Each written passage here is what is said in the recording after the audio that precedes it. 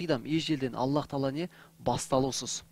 Ал бул әлем не ол? Бул әлем не? Хадис жаратылган. Неге? Өйткені бул әлем жок еді бірінші. Одан кейін Алла Субханала Таала бул әлемді бар етті өзінің қалауымен. Ал Алла Субханала Таала кыйдам эжелден неге оның алдында жок болду деген нәрсе жок. Біз бірінші жок болып тұрдық, одан кейін Аллах Таала бізді бар етті. Міне осы бар еткен нәрсені Аллах Таала ертең қайтадан жок етеді. Одан кейін оны қалауымен қайтадан не қылады, қияметте қайтадан бар етеді.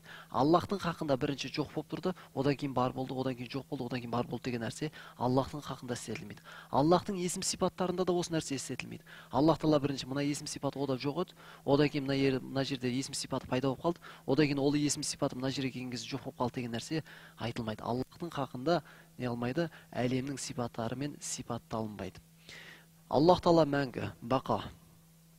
Өйткені Алла Субханала Таала басталуы жоқ болған нәрсенің несі жоқ, аяқталуы да жоқ. Сіздер мен біздердің басталуымыз бар, өйткені бұның не жоқ, аяқталуы да бар.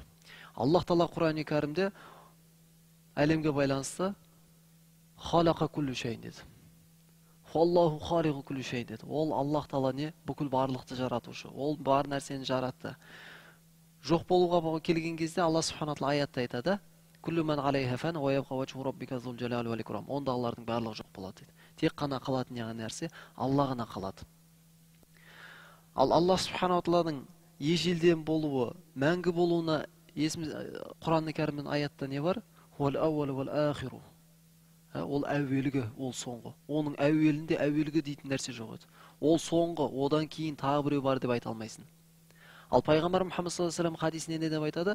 Аллахумма антал аувал фалайса қаблака шей. Бұл жатар уақытысында айтатын дұғалардың бірі. Аллахумма антал аувал фалайса қаблака шей. Аллахым сен әуелгісің, сенің алдыңда әуелгі болатын нәрсе жоқ дейді. Аллахумма антал ахир фалайса баъдака шей. Аллахым сен ең соңғысың, сеннен кейін соңғы болатын еш нәрсе жоқ дейді. Аллахумма антал захир фалайса фауқака шей дейді. Аллахым сен көрнектісің дейді.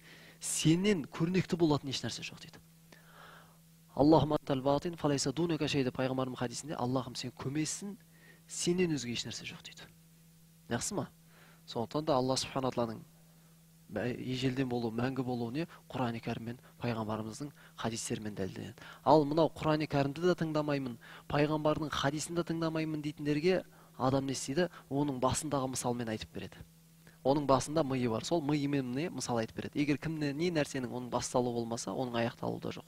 Аллах Тааланың басталуы да жоқ, оның несі жоқ, аяқталуы да жоқ.